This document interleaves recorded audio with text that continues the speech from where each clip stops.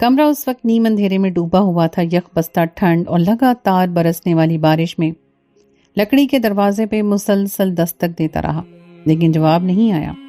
یہ وہ دروازہ تھا جس پر نہ آنے کی میں نے قسم کھا رکھی تھی، لیکن آج حالات سے مجبور ہو کر مجھے ایک بار پھر اس دروازے کا رخ کرنا پڑا۔ ٹھنڈ سے میرے اوسان خطا ہو رہے تھے اور بارش کی وجہ سے میرا پورا جسم بھیگ چکا تھا۔ میرا سر اور داڑھی کے بال اس قدر بھیگ چکے تھے کہ ان سے پانی کے قطروں کی صورت میں ٹپک رہا تھا۔ نہ جانے سارا نے مجھے کس مشکل میں ڈال دیا تھا۔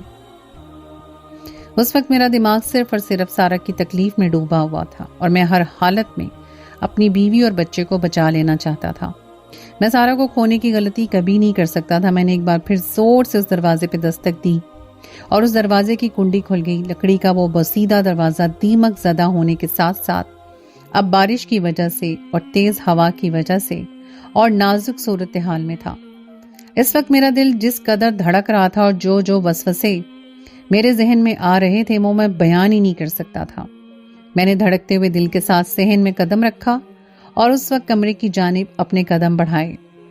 اس سے پہلے کہ میں دروازے پہ دستک دیتا، اندر سے آتی غلیظ آوازوں نے میرے دل کی دھڑکن کو مزید بڑھا دیا۔ بارش کے قطروں کے ساتھ ساتھ اب میرے ماتھے سے ننھے ننھے پسینے کے قطرے بھی نمودار ہونے لگے۔ میں نازیہ کی اصلیت سے واقف تھا، لیکن اس وقت یہ میرا دل اس کا گمان بھی نہیں کر سکتا تھا۔ بس اس کی وہ آوازیں، معنی خیز باتیں کہے میں اس وقت الٹے پاؤں پلٹ جاتا، لیکن صحن میں بندھا ہوا کتا مجھے دیکھ کے زور زور سے بھونکنے لگا۔ وہ اچھل اچھل کر میری جانب پڑ رہا تھا۔ شاید وہ گھر میں کسی اجنبی کو دیکھ کر ایسے ہی بھونکتا ہو، نہ جانے اسے کس چیز کی چوکیداری کے لیے باندھا گیا ہو۔ اور اس کے ساتھ ہی اس کمرے کا دروازہ کھلا اور کمرے میں جلتے بلب کی روشنی میں وہ جس حالت میں نمودار ہوئی، میں نے بے اختیار ہی نگاہوں کا رخ بدل لیا۔ دھونکنی کی مانک چلتی ہوئی سانسیں، جذبات کی حدت سے دمکتا ہوا رنگ، تھر تھراتا ہوا بدن، بغیر دوپٹے کے سامنے کھڑی وہ مجھے اس قدر شرمندہ کر گئی کہ میں نے بے اختیار لا حول ولا قوت الا باللہ پڑھا اور اس کے پیچھے دروازے تک آنے والے شخص نے میرے شک پر یقین کی مہر ثابت کر دی۔ اس کے بکھرے ہوئے بال اور وہ اس وقت بنیان میں موجود تھا، مچلے جسم کو اس نے دھوتی باندھ کر چھپا رکھا تھا۔ وہ میری طرف دیکھتے ہوئے کرختگی سے بولا، کون ہو تو اور اندر کیسے آیا ہے؟ لیکن میں اس وقت اس حالت میں تھا نہیں کہ میں جواب بھی دے پاتا، اور نازیہ اس وقت سکتے کی حالت میں مجھے دیکھ رہی تھی۔ شاید اسے اپنی آنکھوں پر یقین نہیں آیا تھا کہ میں پلٹ کر اس کے دروازے پہ کھڑا ہوں۔ وہ شخص تھوڑا سا آگے بڑھا اور ایک بار پھر اس سے پہلے وہ مجھ سے سوال جواب کرتا، نازیہ نے ہاتھ اٹھا کے اسے رکنے کا اشارہ کیا اور وہ حیرت میں اسے دیکھتے ہوئے رک گیا۔ نازو، مجھے جلدی بتا، کون ہے یہ؟ اس وقت اس شخص کی حالت دیدنی تھی۔ تو نے بلایا ہے نا اسے؟ اب وہ ڈائریکٹ نازیہ سے سوال جواب کرنے لگا۔ جب اسے دیکھتے ہوئے ایک ادا سے بولی، الطاف ایک بار چلا جا یہاں سے اور صبح آ کے مجھے مل۔ وہ مجھے شخص حیرت سے اسے دیکھتے ہوئے پوچھنے لگا کہ پاگل ہو گئی تو میں نے تمہیں سب کے لیے پیسے ادا کیے ہیں۔ جانتی ہوں پیسہ دیا ہے تو نے مجھے، پر اس وقت جا یہاں سے اور صبح آ جانا۔ لیکن میں ہرگز نہیں جانا چاہتا۔ وہ شخص یہاں سے چلا جائے اور میں نازیہ کے پاس ایک منٹ کے لیے بھی یہاں رک جاتا۔ اس لیے میں نے جلدی سے ہاتھ بڑھاتے ہوئے کہا کہ سارا کی طبیعت خراب ہے، وہ تم سے ملنا چاہتی ہے، اگر ہو سکے تو میرے ساتھ آؤ۔ محبوب بلانے بھی آیا ہے۔ تو محبوب کی فرمائش پر وہ خباثت سے مجھے دیکھ کے ہنسنے لگی۔ اب مجھے حقیقت میں اپنے یہاں آنے پہ پچھتاوا ہو رہا تھا۔ مجھے سارا کی بات مان کر یہاں پر کبھی نہیں آنا چاہیے تھا۔ شاید ہی میں نے اپنی زندگی کی سب سے بڑی غلطی کی۔ وہ شخص کچھ دیر تک ہمارے درمیان ہونے والی بات کو سنتا رہا اور پھر اندر چلا گیا۔ قمیض اٹھا کر پہنا اور بڑبڑاتا ہوا مجھے قہر بھری نظروں سے دیکھ کر باہر نکل گیا۔ بارش ابھی بھی جاری تھی۔ اس کے جاتے ہی میں نے دروازے تک وہ شخص چلا گیا اور میں ایک منٹ بھی یہاں نہیں رکنا چاہتا تھا۔ میں نے نازیہ کی طرف بنا دیکھے تھوڑا سا سخت لہجے میں کہا کہ کیا تم آ سکتی ہو تو آؤ، ورنہ میں واپس جا رہا ہوں، اندر آ جاؤ۔ اس نے دروازے سے بدلتے ہوئے مجھے راستہ دینا چاہا اور میں نے بے اختیار ہو کے 2 قدم پیچھے ہٹ گیا۔ میں اس کی شخصیت سے اچھی طرح واقف تھا۔ وہ میری حالت دیکھ کر ایک بار پھر ہنسنے لگی اور بولی کہ اس قدر ڈر کیوں رہے ہو؟ کھا نہیں جاؤں گی میں تمہیں، اندر آ جاؤ، آخر تم میری بہن کے شوہر ہو اور اس کے کہنے پر مجھے ساتھ لینے کے لیے آئے ہو۔ نہ چاہتے ہوئے بھی میں نے قدم اندر بڑھائے اور اسے کہا کہ تم جلدی سے چادر اوڑھ لو اگر تم آنا چاہتی ہو تو، میرے پاس اتنا وقت نہیں ہے۔ لیکن میں جیسے اندر داخل ہوا نازیہ نے دروازہ بند کر دیا۔ میں نے جلدی سے اپنے سامنے بیٹھے ہوئے اپنے شوہر کے منہ پر ہاتھ رکھ لیا۔ بس کر دو اسامہ، میں اس سے آگے ایک اور کچھ بھی لفظ نہیں سن سکتی۔ یہ وہ رات تھی جو میرے لیے ناقابل برداشت تھی۔ میری غلطی تھی، میں نے اس دن آپ کو وہاں پر بھیجا۔ کاش وہ رات میری زندگی میں کبھی بھی نہ آئی ہوتی۔ یہ دسمبر کی سرد ترین رات تھی، ہر طرف سنسان سی آوازیں، بستر کی گرماہٹ اور باہر ٹھٹھرتی ٹھنڈ میں، اور اس وقت بیڈ کے اوپر گرم بستر کے اندر سکون کر رہے تھے سب۔ جب میں نے ایک دم سے کروٹ بدلی اور میرے پہلو میں شدید درد اٹھا، اتنا شدید تھا کہ میرے مارے درد کی آنکھ کھل گئی۔ میں نے ایک دم سے آنکھیں کھولی اور اٹھ کر بیٹھ گئی، لیکن اس سے پہلے میں سنبھل پاتی، پیٹ کے نچلے حصے میں اور کمر کی ہڈی میں اٹھنے والے شدید درد نے مجھے لرزنے پر مجبور کر دیا۔ درد کے باعث میں سانس بھی نہیں لے پا رہی تھی۔ میں نے بمشکل پیچھے کھسکتے ہوئے بیڈ کو سٹیک لگائی اور لمبے لمبے سانس لینے لگی۔ یہ میری پریگننسی کا 9واں مہینہ چل رہا تھا اور شاید یہ لیبر پین تھی، لیکن درد اس قدر شدید تھا کہ مارے درد کے میرے منہ سے چیخ نکل گئی جب ایک دم سے اسامہ اٹھ کے بیٹھ گیا اور میری طرف دیکھا۔ کچھ دیر تک تو مجھے ایسے ہی پریشانی سے دیکھتا رہا، پھر آگے بڑھ کر مجھ سے پوچھنے لگا کہ کیا ہوا، تم ٹھیک تو ہو نا؟ لیکن میں اس کو کچھ بھی نہیں بتا پا رہی تھی اور میں نے بمشکل اپنے پیٹ پہ ہاتھ رکھا۔ وہ جلدی سے گیا اور میرے لیے تھوڑا سا پانی گرم کر کے لے آیا۔ باہر انتہا کی ٹھنڈ تھی اور اب ہلکی ہلکی بارش ہونے لگی تھی۔ ایک تو اس قدر ٹھنڈا اور بھیانک موسم اور اوپر سے درد۔ مجھے ایسا لگا جیسے آج تو میری موت واقع ہو جائے گی۔ درد اور تکلیف واقعی ناقابل برداشت تھی۔ مجھے ایسا لگا جیسے ابھی میری سانس بند ہو جائے گی۔ میں نے اسامہ سے بمشکل کہا کہ کسی کو بلا دو، مجھے ڈاکٹر کے پاس لے چلو، لیکن اس وقت باہر اتنی تیز بارش شروع ہو گئی، وہ خود بھی حد درجے کا بوکھلا چکا تھا۔ یہ ہمارا پہلا بچہ تھا اور کچھ بھی سمجھ نہیں آ رہی تھی کہ اس حالت میں کیا کرنا چاہیے۔ میری کوئی بھی رشتہ دار یہاں پر نہیں تھا۔ قریبی ہمارے پاس ہی اسامہ کی ماں تھی، لیکن وہ دیکھ نہیں سکتی تھی۔ اسامہ نے ان سے پوچھا کہ امی سارہ کی طبیعت بہت خراب ہو گئی ہے، اس حالت میں کیا کرنا چاہیے؟ اور باہر بے انتہا بارش ہے۔ تائی نے کہا کہ اس موسم میں سارہ کو اس درد کی حالت میں باہر لے کے مت جاؤ، اگر ہو سکتا ہے تو کسی ڈاکٹر کو بلاؤ، اگر ڈاکٹر کو نہیں بلا سکتے تو کسی دائی کا انتظام کرو۔ اور میں تھی کہ درد اور تکلیف سے مری جا رہی تھی۔ میں نے اسامہ کے سامنے ہاتھ جوڑتے ہوئے کہا کہ مجھے بچا لو اسامہ، میں مرنا نہیں چاہتی، میرے بچے کو بچا لو۔ اسامہ میں اس وقت اتنی تکلیف سے رو رہی تھی کہ مجھے بے اختیار ہی امی یاد آنے لگی۔ میں نے امی کو پکارنا شروع کر دیا اور اس وقت میری آنکھوں کے سامنے ان کی تصویر لہرائی۔ میرے پاس اس کے سوا اور کوئی راستہ نہیں تھا۔ اس وقت میرے قریبی لوگوں میں ایک وہی تھی اور نہ جانے کیوں مجھے اس وقت اس کی بے حد یاد آ رہی تھی۔ شاید اس نے میرا خون کا رشتہ تھا، وہ جتنی بھی بری تھی ہے تو میری بہن نہ۔ میں نے اسامہ کا ہاتھ پکڑا اور اسے روتے ہوئے کہا کہ اسامہ اسے بلا دو اس سے پہلے کہ میں مر جاؤں۔ اسامہ خدا کے لیے نازیہ باجی کو بلا دو۔ اسامہ میری بات سن کر مجھے یوں دیکھنے لگا جیسے اسے سننے میں غلطی ہوئی ہو۔ یہ وہ نام تھا جو آج 2 سال پہلے اس نے میری زبان سے سنا تھا، اور 2 سال کے بعد میں نے اسامہ سے یہ درخواست کی تھی کہ میں نازیہ باجی سے ملنا چاہتی ہوں۔ میں چاہتی تھی کہ میں یہ کام ہرگز نہیں کرے گا، لیکن اس وقت میرے لیے میرے بچے کی جان سب سے زیادہ ضروری تھی، اور عورت کے لیے وہ مشکل وقت ہوتا ہے جب اسے خون کے رشتوں کی، اپنی ماں اور بہنوں کی سب سے زیادہ ضرورت ہوتی ہے۔ مجھے نہیں پتا تھا کہ وہ میرے بلانے پر آئیں گی یا نہیں، لیکن نہ جانے کیوں میرا دل اس وقت شدت سے یہ چاہ رہا تھا کہ نازیہ باجی اس وقت میرے پاس موجود ہوں، اور میرے بہت زیادہ مجبور کرتے ہوئے، میرے اصرار پر بالآخر نہ چاہتے ہوئے بھی اسامہ راضی ہو گئے کہ وہ نازیہ باجی کے گھر جا کر انہیں بلا کر لے آتے ہیں۔ وہ آئے نہ آئے ان کی مرضی۔ تکلیف سے میرا برا حال تھا۔ اسامہ نے جاتے ہوئے ہمارے محلے میں موجود دائی کو بھی میرے گھر تک چھوڑ دیا اور خود نازیہ باجی کی طرف چلے گئے۔ میں نے ان کو جانے کا کہہ تو دیا تھا، لیکن میرا دل ایک انجان خوف کے تحت دھڑک رہا تھا۔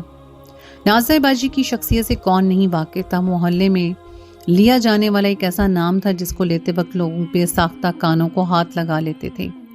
وہ جن کا نام جوان بچیوں کے سامنے نہیں لیا جاتا تھا، وہ جن کا نام لیتے ہوئے جوان لڑکے ایک دوسرے کو مانی خیز نظروں سے دیکھتے رہتے تھے۔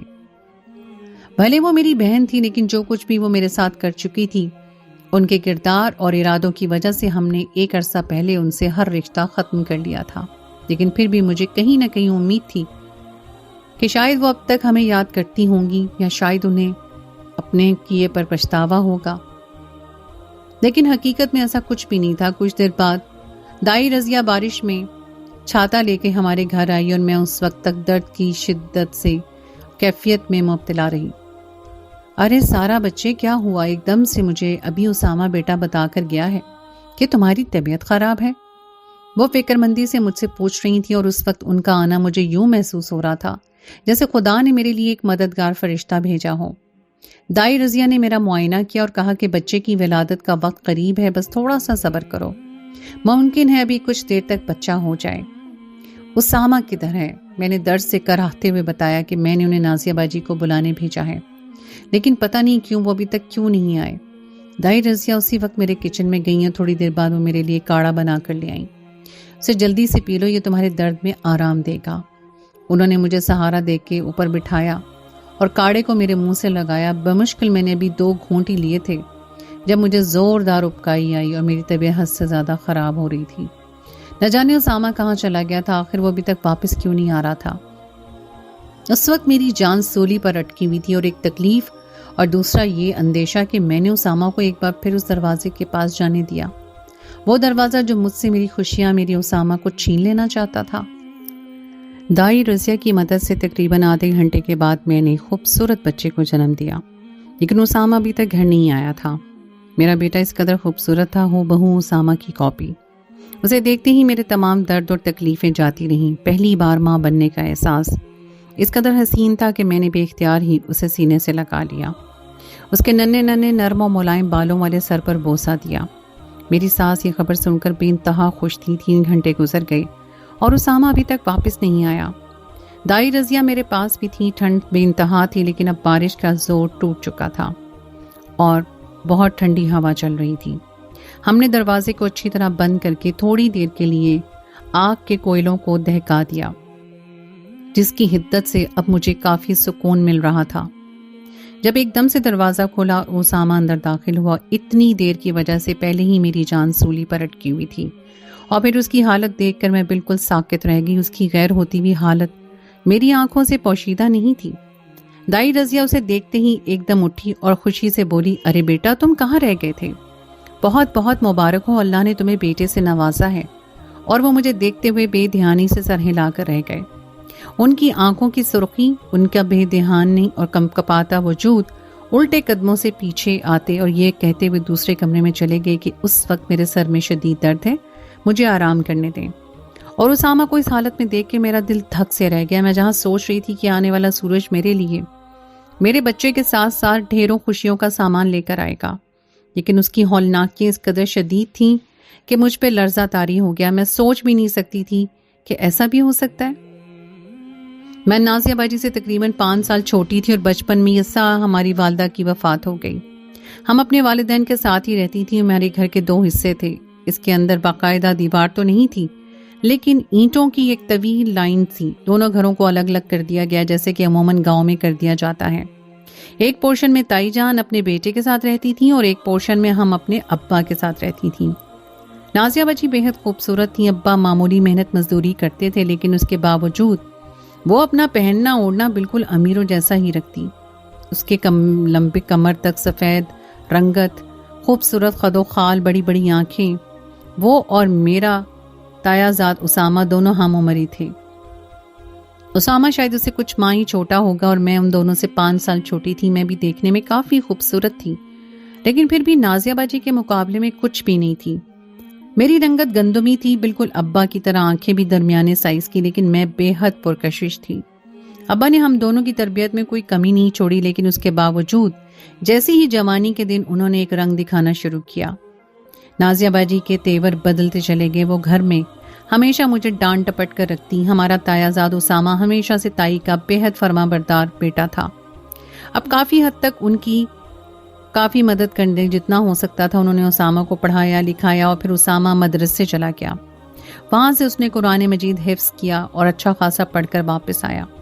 اسامہ شکل و صورت کے لحاظ سے بہت خوبصورت تھا۔ اونچا لمبا قد، کثرتی جسم، منہ پر داڑھی، چمکتا ہوا رنگ اور اس پر شرافت اور حیادار نگاہیں۔ شروع سے ہی یہی مانا جاتا کہ اسامہ اور نازیہ باجی کی آپس میں شادی کر دی جائے گی، اور نازیہ باجی بھی اسامہ پر دل و جان سے فدا تھی، لیکن اسامہ سے محبت کرنے کے باوجود نہ جانے اسے پھر باہر کی کیسی ہوا لگی کہ وہ باہر کی گندگی کا شکار ہوتی چلی گئی۔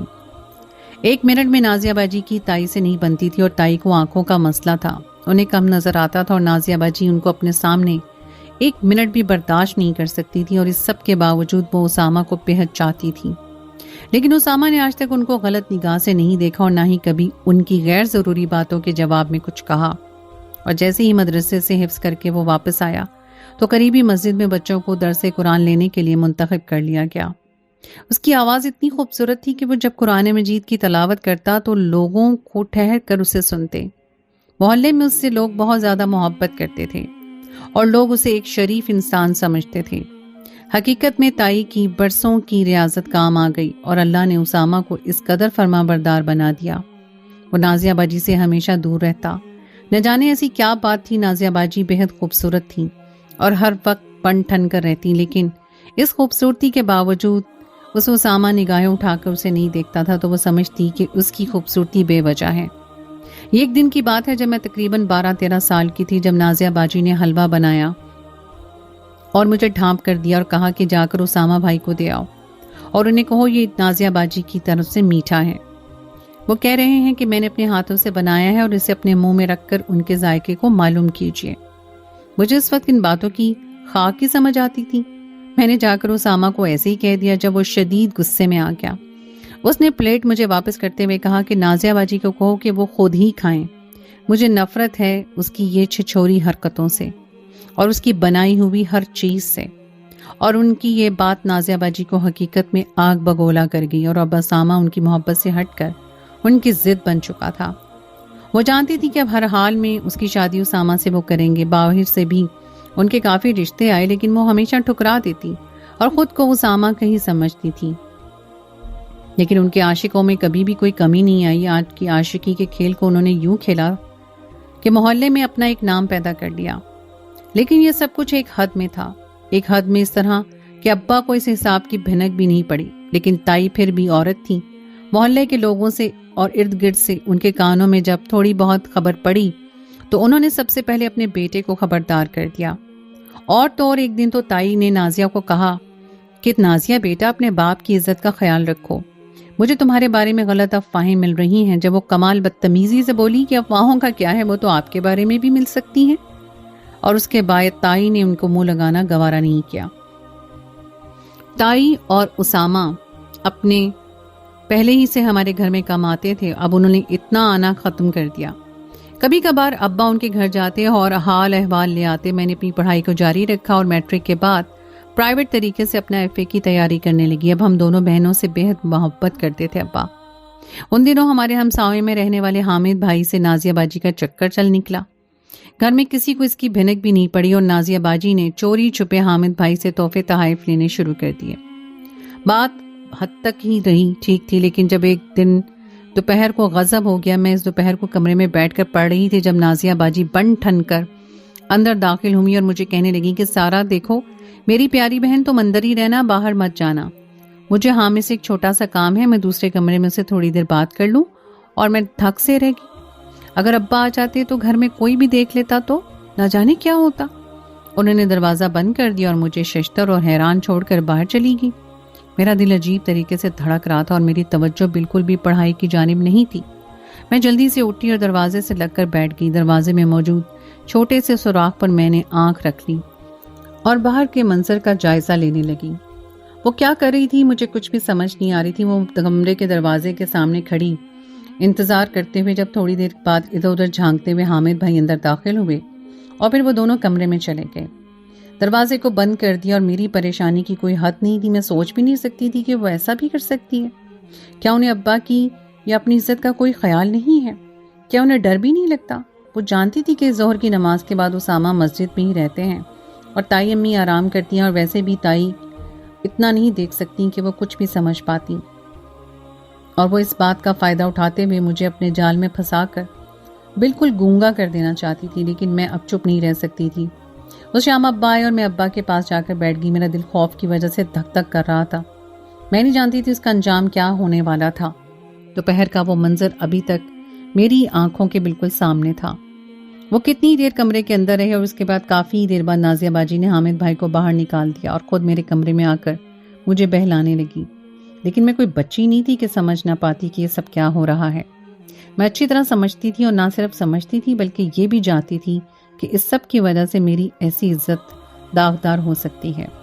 نازیہ باجی سے کوئی بید نہیں کہ وہ پکڑے جانے کے بعد مجھے مورد الزام ٹھہرا دیتی۔ مجھے اب ان سے بہت خوف آنے لگا تھا۔ ابا نے میری پریشانی دیکھتے ہوئے پیار سے مجھے پوچھا کہ کیا بات ہے سارا بیٹا۔ نازیہ باجی اسے کچن میں تھی۔ میں نے کہا ابا مجھے آپ کو کچھ بتانا ہے، لیکن میں سمجھ نہیں پا رہی کہ ابا کو کیسے بتاؤں، یہ سب کچھ کیسے سنیں گے اور کیسے برداشت کریں گے۔ ہاں میرا بیٹا بولو، کیا کہنا چاہتی ہو؟ ابا نے شفقت سے میرے سر پہ ہاتھ رکھا اور میری آنکھیں بھیگ گئیں۔ کاش نازیہ باجی ایسا کوئی قدم نہ اٹھاتی اور ہم ابا کی عزت پر آنچ بھی نہ آنے دیتے۔ میں نے کہا ابا نازیہ باجی بالکل اچھے کام نہیں کرتی، اور ابا حیرانگی سے مجھے دیکھنے لگے کہ ایسی باتیں کر رہی ہو، سارا کھل کر بتاؤ کیا کہنا چاہتی ہو۔ وہ ابا آج دوپہر کو انہوں نے ابھی میری بات میری زبان پر تھی جب بدقسمتی سے نازیہ باجی کمرے میں داخل ہوئی اور میرے الفاظوں کو سنتے ہوئے پھٹی نظروں سے مجھے دیکھنے لگی۔ میں بھی خوف اور حیرانگی سے انہیں دیکھ رہی تھی۔ کیا ہوا دوپہر کو، کیا کیا ہے نازیہ تم نے؟ ابا خود بھی کافی حیران اور پریشان تھے۔ نازیہ باجی کچھ دیر تو یوں ساکت کھڑی رہی اور پھر تیزی سے آگے بڑھتے بولی، وہ ابا آج سارا سے گلاس ٹوٹ گیا تھا تو میں نے اسے ڈانٹ دیا، وہ بتا رہی ہوگی آپ کو۔ ساتھ ہی انہوں نے میری بازو کو پکڑتے ہوئے زور سے دبایا، جو کہ صرف ایک اشارہ تھا، اور میں جو پہلے ہی خوف زدہ کھڑی تھی مزید خوف سے کپ کپ آ گئی۔ ابا نازیہ باجی کی بات سن کر ہنسنے لگے، پھر بولے نازیہ بیٹا میری گڑیا کو کچھ بھی نہ کہا کرو، دونوں بہنیں گھر میں محبت سے رہا کرو۔ جی ابا آج کے بعد کچھ نہیں کہوں گی۔ اور یہ کہتے ہوئے ابا تسلی سے باہر چلے گئے، اور انہوں نے مجھے غصے سے اپنی جان موڑا، اور خوف کی وجہ سے میرا پورا بدن لرز رہا تھا۔ میری آنکھوں میں آنسو بہ رہے تھے اور میں پھٹی پھٹی نظروں سے ان کی جانب دیکھ رہی تھی۔ کیا بتا رہی تھی تم ابا کو، بتاؤ مجھے۔ ان کی آہستہ آواز بھی اس قدر غضبناک تھی کہ میں نے جلدی سے نفی میں سر ہلایا۔ انہوں نے مجھے سختی سے بازو سے پکڑا اور اپنی جانب کھینچتے ہوئے بولی کہ آج کے بعد اگر تم نے ابا کو کوئی بھی بات بتائی، اپنی زبان کھولی، تو میں تمہاری زبان کاٹ کے رکھ دوں گی۔ یہ یاد رکھنا، تم جانتی نہیں ہو مجھے۔ میں خوف کے مارے اس بات میں سر ہلانے لگی۔ انہوں نے مجھے چارپائی پہ پھینکا اور خود بڑھاتے ہوئے باہر چلے گی۔ وہ مجھے بچپن سے ہی ایسے خوفزدہ رکھتی تھی۔ ان کا خوف مجھ پہ اس قدر مسلط تھا کہ میں ان کے لیے پہلے ہی دباؤ میں رکھا ہوا تھا کہ میں ان کی مرضی کے بنا سانس بھی نہیں لے سکتی تھی۔ اس لیے وہ بااعتماد ہو کر ہر کام کرتی تھی۔ مجھے تو انہوں نے پہلے ہی دباؤ میں رکھا ہوا تھا، اور میرے علاوہ گھر میں ایسا کوئی بھی نہیں تھا جو ان کی چوریوں کو پکڑ پاتا۔ وہ ابا کے خون پسینے کی کمائی کو بے دریغ لٹاتی رہی تھی۔ اکثر خود کپڑے لیتی اور پھر 3-4 دفعہ پہن لینے کے بعد ان کی کانٹ چھانٹ کر کے مجھے دے دیتی، اور پھر وہ میں پہن لیتی۔ نہ جانے اللہ نے انہیں کیسا بنایا تھا اور وہ ابا کے کس گناہ کی سزا تھی۔ رفتہ رفتہ نازیہ باجی کے چرچے پورے محلے میں ہونے لگے اور پورا محلہ ان کے خلاف باتیں کرنے لگا۔ ایک رات کو ابا آئے تو وہ خاص سے پریشان تھے۔ اس روز ابا نے ہم دونوں کو بلایا۔ مجھے اس دن وہ اپنی عمر سے زیادہ بوڑھے لگ رہے تھے، اور ساری زندگی سخت محنت مزدوری کرنے کے بعد ایک انسان اپنی اولاد کو باعزت طریقے سے اسے گھر میں رکھے، باعزت طریقے سے اسے روٹی دے، اور وہی اولاد اس کی عزت کو داغدار کر کے اسے دھجیاں اڑاتے پھرے، یہ کہاں کا انصاف تھا؟ نازیہ باجی کو ایک بار پھر شک ہوا کہ شاید میں نے ابا سے کچھ کہا ہے۔ اس نے مجھے اندر ہی کہہ دیا کہ اگر ابا سے تم نے کچھ بھی کہا یا میں نے سنا کہ ابا نے کوئی تمہارے حوالے سے بات کی ہے تو پھر دیکھنا مجھ سے برا کوئی نہیں ہوگا۔ ابا نے ہم دونوں کو سامنے بٹھایا اور کہنے لگے میں نے آج تک تم لوگوں کو کسی چیز کی کوئی کمی نہیں ہونے دی، میں نے ساری زندگی عزت سے گزاری ہے۔ محلے والے عجیب و غریب باتیں کرنے لگے ہیں۔ میں چاہتا ہوں کہ تم دونوں کو جلد سے جلد اپنے اپنے گھروں کا کر دوں، لیکن جب تک تم لوگ اپنے گھر میں ہو اس گھر کی عزت کی حفاظت تم لوگوں کے ہاتھ میں ہے۔ میری ضعیفی اور میری عزت پر رحم کھاؤ۔ تم دونوں خاموشی سے ان کی یہ باتیں ہم سنتی رہیں، پھر اٹھ کر کمرے سے چلی آئیں۔ میں نے کمرے میں آ کر رونا شروع کر دیا۔ اس روز مجھے ابا پر بہت ترس آ رہا تھا۔ نازیہ باجی ٹس سے مس نہ ہوئی، جیسے انہوں نے ایک کان سے سنا دوسرے کان سے نکال دیا۔ آخر ایک انسان اتنا ڈھیٹ کس طرح ہو سکتا ہے، یا پھر پے در پے کیے جانے والے گناہ انسان کو ڈھیر سے ڈھیر تار بنا دیتے ہیں۔ اس کے سامنے ہر ایک کی عزت اور احساسات محض ایک کھلونے کی شکل اختیار کر لیتے ہیں۔ جس سے جب اس کا دل چاہتا ہے وہ اٹھ کر کھیل لیتا ہے اور پھر توڑ کر پھینک دیتا ہے، یا پھر ایک کھلونے سے بھی کم تر، ایک کھلونے کو بھی بچے کھیلنے کے بعد سنبھل کر رکھتے ہیں، لیکن اسے ابا کی عزت بھی نہیں سنبھلی جا رہی تھی۔ نہ جانے ایسی کون سی آگ تھی ان کی جوانی میں جو بجھائے نہیں بجھتی تھی۔ ان کی خوشیاں اڑاتی ہوئی زلفیں، ان کا مہکتا ہوا وجود کس قدر بدبودار تھا یہ وہ نہیں جانتی تھی۔ دنیا کے وقت لذت میں وہ اپنے خاخرت اور کردار کو حد درجہ تباہ کر رہی تھی۔ میں نے اس روز ہمت کرتے ہوئے انہیں کہا کہ نازیہ باجی آپ ایسا کیوں کرتی ہیں؟ خدا کے لیے سب کچھ نہ کیا کریں۔ وہ میری طرف دیکھتے ہوئے بولی، ایک زہریلی مسکراہٹ اچھالتے ہوئے کہنے لگی، چھوڑ دوں گی بہت جلد، اس وقت جب اسامہ کی دلہن بن جاؤں گی۔ اور انہوں نے باقاعدہ دوپٹہ سر پہ اوڑھ کر کمرے میں گھومتے ہوئے اپنی بات کا لطف لیا۔ اگر آپ کو اسامہ بھائی سے شادی کرنی ہے تو پھر اس طرح کے کام کیوں کرتی ہیں؟ میں نے حیرانگی سے ان کی طرف دیکھتے ہوئے پوچھا۔ زندگی کو آزادانہ طور پہ انجوائے کرتی ہوں، دیکھا نہیں تم نے اپنے بھائی کو مولوی بن کر منہ ہی نہیں لگاتا؟ ہمیں تو کسی نہ کسی کا منہ لگانا ہی ہے، جب وہ منہ لگانے لگے گا تب کسی کو ہاتھ بھی نہیں لگانے دیں گے۔ اور میں ان کے پاگل پن پر انہیں دیکھتی رہ گئی۔ ان کا کوئی علاج نہیں تھا، وہ یقیناً جس تباہی کی طرف جا رہی تھی اس تباہی کی آگ میں شاید سب کچھ جھلس جاتا۔ میری دعا تھی کہ ابا جلد سے جلد انہیں اسامہ سے بیاہ دیں تاکہ وہ کم از کم اس طرح کے کام تو چھوڑ دیں۔ انہوں نے ہر روز کا وتیرہ بنا لیا کہ کسی نہ کسی کو گھر میں بلانا اور کمرے میں بند ہو جانا، پھر کافی دیر کے بعد چلے جانا۔ ان کے پاس ہر روز نئے سے نئے تحائف ہوتے، پیسوں کا ایک ڈھیر ہوتا اور نئی نئی چیزیں ہوتی۔ ابا بھی کام سے واپس آنے کے بعد سارے پیسے انہی کے ہاتھ میں دے دیتے۔ ایک دوپہر کو جب وہ کسی کو لے کر آئیں اور کمرے میں بند ہوں گی، مجھے انہوں نے دوسرے کمرے میں رکھا ہوا تھا۔ مجھے بھی شاید اب سب چیزوں کی عادت ہو گئی تھی اور مجھے اب ان سے کوئی فرق نہیں پڑتا تھا۔ جب انہیں اپنی عزت اور بے عزتی کا کوئی دکھ نہیں تھا تو میں کیوں ان کے بارے میں سوچ سوچ کر نڈھال ہوتی؟ میں بیڈ پر بیٹھی کتاب پڑھ رہی تھی جب ایک دم سے دروازہ کھلا اور میں دروازے کے اندر کھڑی اسامہ کو دیکھ کے ٹھٹک گئی۔ اسامہ بھائی آپ؟ ہمارے خوف سے زبان ہی لرز رہی تھی اور میں بات بھی نہیں کر پا رہی تھی۔ اب کیا ہوگا؟ اسامہ بھائی گھر واپس آ گئے ہیں اور دوسرے کمرے میں نازیہ باجی آج پھر اپنے کسی عاشق کے ساتھ موجود تھی۔ اگر اسامہ بھائی کو پتہ چل گیا تو؟ ہاں، تم اس طرح کمرے میں بند ہو کر کیوں بیٹھی ہو اور تمہاری بہن کی طرح ہے؟ انہوں نے تھوڑے غصیلے لہجے میں مجھ سے پوچھا اور میں گڑبڑا کر انہیں دیکھنے لگی۔ وہ مجھے نہیں پتا۔ مجھے سمجھ نہیں آ رہی تھی کہ مجھے کیا جواب دینا چاہیے۔ میری نظریں بار بار بھٹک کر دوسرے کمرے کی طرف جا رہی تھیں۔ کیا مطلب تمہیں نہیں پتا؟ وہ میرے جواب میں تھوڑا الجھ گئی۔ مجھے نہیں پتا، باہر سے کسی نے کنڈی لگا دی اور نازیہ باجی تو اپنی کسی دوست کے گھر گئی ہیں۔ پتہ نہیں وہ میری بات سے مطمئن ہو گے یا نہیں۔ وہ پلٹے اور پلٹتے ہوئے انہوں نے ایک نظر دوسرے کمرے کے بند دروازے پہ ڈالی اور پھر اپنے گھر چلے گئے۔ میں ان سے یہ بھی نہ پوچھ پائی کہ انہیں کوئی کام تھا یا نہیں۔ میں نے آؤ دیکھا نہ تھا اور جلدی سے دوسرے کمرے کے دروازے کو پیٹنا شروع کر دیا۔ جب تھوڑی دیر کے بعد نازیہ باجی کی آواز آئی، جیسے وہ دروازے کے بالکل قریب آ کر آہستگی سے بول رہی تھی، سارا تم کمرے میں چلی جاؤ، نازیہ باجی گھر میں اسامہ بھائی آ گئے ہیں، خدا کے واسطے دروازہ کھول دیں۔ میں بس رو دینے کو تھی جب انہوں نے تھوڑا سا دروازہ کھولا اور مجھے سختی سے دیکھتے ہوئے کہنے لگی کہ اپنے کمرے میں چلی جاؤ۔ میں جلدی سے دوسرے کمرے میں چلی گئی اور تب وہ لڑکا کمرے سے نکل کر باہر چلا گیا اور نازیہ باجی لپکتے ہوئے غسل خانے میں چلی گئی۔ اس دن نہ جانے اسامہ نے کیا دیکھا اور کیا سوچا جب اگلے کچھ دنوں کے بعد تائی امی گھر آئیں۔ یہ تقریباً شام کا وقت تھا اور ابا گھر پہ موجود تھے۔ وہ تائی کو دیکھ کر خوشگوار حیرت سے بولے، السلام علیکم شہناز آپا۔ اسامہ بھی ان کے ساتھ ہی تھا۔ وہ خوش دلی سے آگے بڑھا اور ابا جان کے گلے لگ کر ایک ہی گھر میں ہونے کے باوجود کتنے دنوں کے بعد ہم ایک دوسرے کو دیکھ رہے تھے۔ ابا نہ جانے اتنے خوش کیوں دکھائی دے رہے تھے۔ کچھ دیر تائی بیٹھی رہی، ادھر ادھر کی باتیں کرتی رہی، پھر بولی کہ میں کسی خاص مقصد کے لیے آئی ہوں تمہارے پاس رازق۔ میں نے نظریں اٹھا کے ابا کی طرف دیکھا اور پہلی بار محسوس کیا جیسے ابا کے چہرے پہ اطمینان کی ایک لہر دوڑ گئی ہو۔ ابا نے ہم دونوں کو دیکھتے ہوئے کہا کہ تم دونوں بہنیں اندر چلی جاؤ، اور ہم کمرے کے اندر چلی گئیں۔ نازیہ باجی اندر داخل ہوتے ہوئے مجھ سے لپٹ گئیں۔ وہ بے وجہ مسکرا رہی تھی اور خوشی سے ان کا چہرہ دمک رہا تھا۔ بالآخر وہ مجھے ملنے جا رہا ہے جس کا میں نے اتنا انتظار کیا۔ میں بھی اس کو دیکھ کے کافی خوش تھی۔ شکر ہے کہ اسامہ بھائی امی کو لے کر آپا کے پاس آئے۔ وہ نازیہ باجی سے شادی کر لیں گے اور یہ سارے کام چھوڑ دیں گی۔ میں نے آج سے پہلے حقیقتاً ان کو اتنا خوش کبھی نہیں دیکھا، اور ان کو اس طرح خوش دیکھ کر میں بے حد خوش تھی۔ تائی امی، اسامہ اور ابا آہستگی سے باتیں کر رہے تھے۔ تائی امی اور ابا زیادہ دیر بات کرتے رہے جبکہ اسامہ خاموشی سے سر جھکائے بیٹھا تھا۔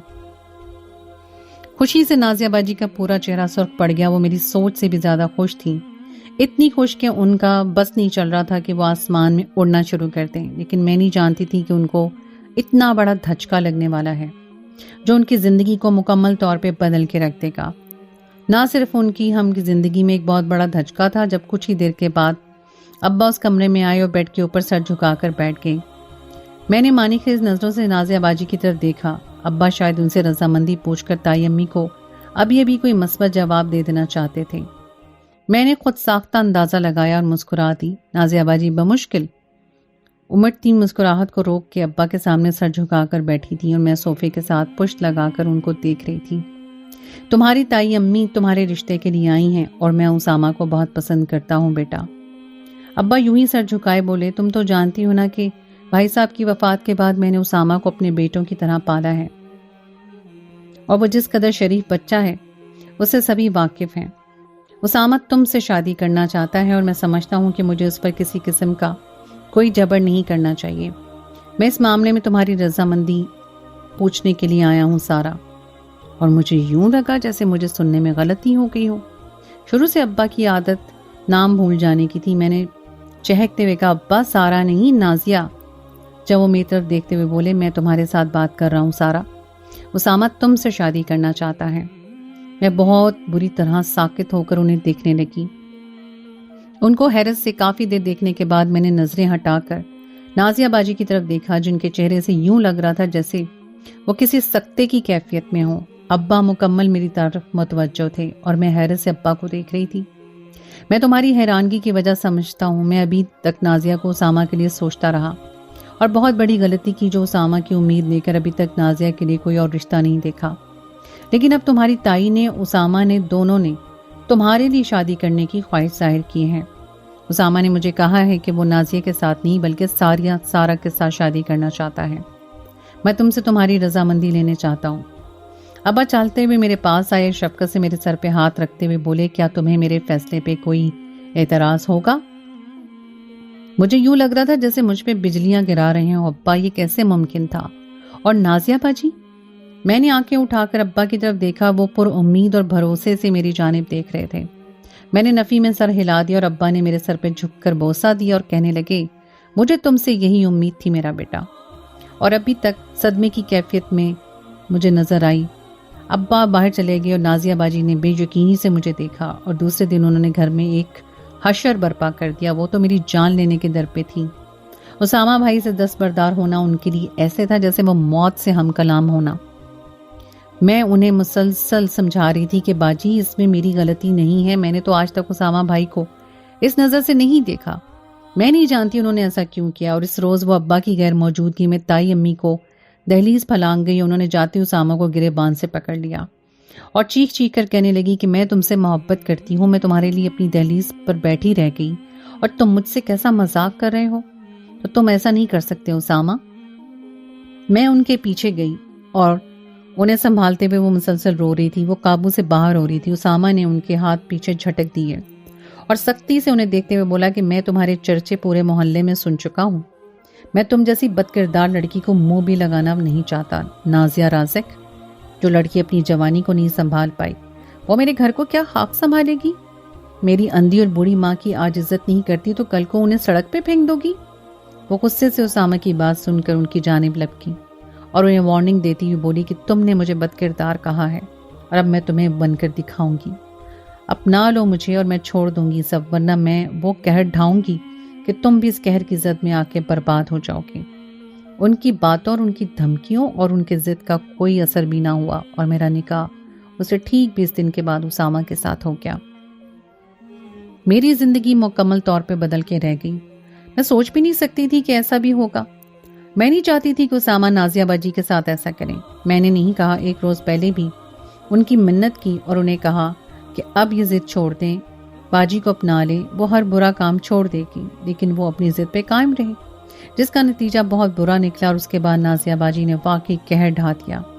جو اس کے دل میں پہلے تھوڑا بہت ڈر اور خوف تھا، لحاظ تھا، وہ بالکل ختم ہو گیا اور وہ بے دھڑک ہو کر اپنے نفس کی تسکین کرنے لگی۔ جب اس نے ابا سے بغاوت کی، ابا اس کی نفرت اور بغاوت کو سہ نہیں پائے اور اس سے ہر قسم کی چھوٹ دے کر خود خاموشی سے ساری دنیا کو خیر آباد کہہ کر دوسرے جہان روانہ ہو گئے۔ ابا کے بعد میری دنیا بالکل اندھیر ہو گئی۔ اب میں کوئی شک نہیں تھا کہ اسامہ مجھ سے بہت محبت کرتے تھے اور تائی بہت شفقت سے پیش آتی تھی، لیکن سب کے باوجود ابا ابا تھے۔ ان کے بغیر زندگی کس قدر محال تھی، میں اس کے بغیر جینے کا تصور بھی نہیں کر سکتی تھی۔ اس مشکل وقت میں اسامہ نے مجھے متاع حیات کی طرح سنبھال لیا۔ وہ سمجھ سے مبرہ تھا اور نازیہ باجی نے اپنے اور لالچ میں انہیں کھو دیا۔ نازیہ باجی نے ہر ایک تعلق کو ختم کر دیا ہم سے بھی۔ پھر بھی کبھی کبھار میں ان سے ملنے چلی جاتی، لیکن انہوں نے مجھے واضح طور پہ کہہ دیا کہ تمہارا میرا ساتھ کوئی تعلق نہیں ہے۔ حتیٰ کہ انہیں ابا کا آبائی گھر انہوں نے بیچ دیا اور مجھے حصہ بھی نہ دیا اور اپنے لیے ایک علیحدہ گھر خرید لیا۔ اس سے کم قیمت میں گھر خرید کر باقی پیسوں کا انہوں نے کیا کیا میں نہیں جانتی۔ مجھے ان سے اسی قسم کا کوئی حصہ نہیں چاہیے تھا، بس وہ سب کچھ مقدر کا لکھا سمجھ کر اپنی زندگی کو سنوار لیتی۔ میرے لیے اتنا ہی کافی تھا۔ انہوں نے وہ سب کچھ کرنا شروع کر دیا جو پہلے وہ چھپ کر کرتی تھیں۔ میں چپ چاپ ان کی باتیں سنتی، شرم اور منہ سے افسوس سے میں نڈھال ہو جاتی۔ اور اس روز بھی میں نے غلطی کرتے ہوئے اسامہ کو بھیج دیا، اور بعد میں اسامہ کے منہ سے حقیقت جان کر مجھے ان سے اس قدر شدید نفرت ہوئی کہ وہ اس قدر انسانیت سے بگڑ چکی ہیں۔ بدلہ لینے کے لیے وہ کچھ بھی کر سکتی ہیں کہ وہ آ کر اس وقت میری مدد کرتی۔ انہوں نے وہ کام سر انجام دیا جو اس قدر گرا ہوا تھا۔ زبردستی اسامہ سے لپٹ گئی، انہیں کہنے لگی کہ میں تمہارے ساتھ چلوں گی، لیکن پہلے مجھے سب کچھ وہ کرو جس کے لیے میں ایک عرصہ ترستی رہی ہوں۔ اسامہ نے کہا کہ تم کیسی باتیں کر رہی ہو؟ تم جانتی ہو میں شادی شدہ ہوں، تمہاری بہن کا شوہر ہوں، اور اس وقت مشکل وقت میں تمہارے پاس آیا ہوں کہ اپنی بہن کی مدد کرو، اور یہ تم سب کچھ دروازہ کھولو، مجھے باہر جانے دو۔ لیکن انہوں نے اپنے سارے کپڑے اسامہ کے سامنے اتار دیے اور ان سے لپٹ گئی۔ وہ ان سے بدکاری کرنا چاہتی تھی۔ وہ ہر وہ فعل سر انجام دینا چاہتی تھی جو دنیا اور آخرت میں صرف افسوس اور ذلت کا باعث بنتا ہے۔ اسامہ نے بمشکل انہیں خود سے علیحدہ کیا جب انہوں نے کہا کہ اگر تو تم نے مجھے چھوڑ کر گئے تو میں خود کو تباہ کر دوں گی۔ آج خود میرے دروازے پہ چل کر آئے ہو تو مجھے مکمل کر کے جاؤ، اس کے بعد میں تم سے کچھ نہیں مانگوں گی۔ لیکن وہاں سے اپنی عزت بچا کر بمشکل نکلے۔ ہاتھا پائی تک کی نوبت آئی۔ انہوں نے حد درجہ اسامہ کو زخمی بھی کر دیا اور کافی نقصان پہنچایا، کیونکہ وہ چاہتی تھی کہ اگر آج اسامہ ان کا نہ ہوا تو ان کے ساتھ مر جائے گا۔ اسامہ مجھے بتانے لگے اور میری آنکھوں سے آنسو بہنے لگے۔ آخر کوئی اتنا کیسے گر سکتا ہے؟ اس سے پہلے کہ میں حقیقت جان کر اس سے پوچھتی، جب مجھے بالکل وہ دل دہلا دینے والی خبر ملی کہ گیس کا سلنڈر لیک ہونے کی وجہ سے نازیہ باجی کے گھر میں آگ لگی اور وہ جل کر بھسم ہو گئی۔ وہ ایک ایسی خبر تھی جسے سن کر میں کئی دنوں تک صدمے کی حالت میں رہی۔ یہ کوئی خدا کا عذاب تھا یا پھر انہوں نے جان بوجھ کر سب کچھ کر لیا؟ میں نہیں جانتی، لیکن ان کی زندگی، ان کے حالات، اگر تم جس طرح سے گزرے تھے، صرف کرنے کے لیے افسوس تھا۔ میں آج بھی ان کی قبر پر جاتی ہوں، ان کی مغفرت کے لیے دعا کرتی ہوں۔ ان کو دل سے معاف کر دیا ہے اور چاہتی ہوں کہ خدا بھی انہیں معاف کر دے۔ ان کے گناہ اور صغیرہ اور کبیرہ سب معاف فرما دے۔ کبھی بھی کسی سے بے وجہ ضد کی آڑ لے کر اپنی عزت کو نیلام مت کریں، کیونکہ ایک بار اتری ہوئی عزت تا عمر واپس نہیں آتی۔ نفس کا زہریلا جانور آپ کو اپنا غلام بنا کر ذلت کرتا تھا اور ان کی اتھاہ گہرائیوں میں دھکیل دیتا ہے، ایک ایسی دلدل میں دھکیل دیتا ہے جہاں سے واپسی ممکن نہیں ہوتی، اور سنبھلنے کے لیے موت سے پہلے وقت مل رہا ہے تو خدا را اس پہ غور کیجیے۔ آپ کیا سمجھتے ہیں اس سب میں کس کی غلطی ہے؟ میری، اسامہ کی، یا پھر نازیہ باجی کی؟ کامنٹ سیکشن میں اپنی آرا سے ضرور نوازیے گا۔ تو دوستو، یہ تھی میری آج کی کہانی۔ امید ہے آپ کو آج کی کہانی پسند آئی ہوگی۔ کہانی اچھی لگے تو اسے لائک ضرور کیجیے، اپنے دوستوں کے ساتھ شیئر کیجیے، اور اگر آپ نے ابھی تک میرے چینل سنو ذرا کو سبسکرائب نہیں کیا تو اسے فوراً سبسکرائب کر لیجیے، ساتھ ہی لگے بیل آئیکن کو پریس کر دیں تاکہ آپ کو میری آئندہ آنے والی کہانی کا نوٹیفیکیشن بر وقت مل سکے۔ اگلی کہانی تک کے لیے مجھے دیجیے اجازت۔ خدائے پامان۔